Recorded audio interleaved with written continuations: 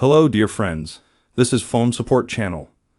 Before you start watching this video, please subscribe to the channel and give it a like. And also write your feedback in the comments if this video helped you, or if you have any questions. Thank you.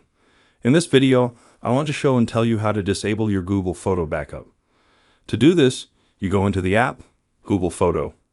Your photos are constantly being backed up and saved, and you want to turn that off. How do you do that? You do this by clicking on the picture of your account.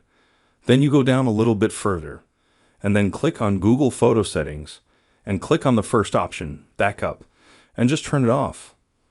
Turn it off. Done. Now the backup is disabled, and the problem is gone.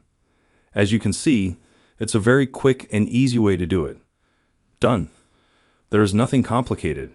If you like this video, put likes and subscribe to the channel. And also watch other useful videos on the channel. That was Phone Support. Bye bye. See you later.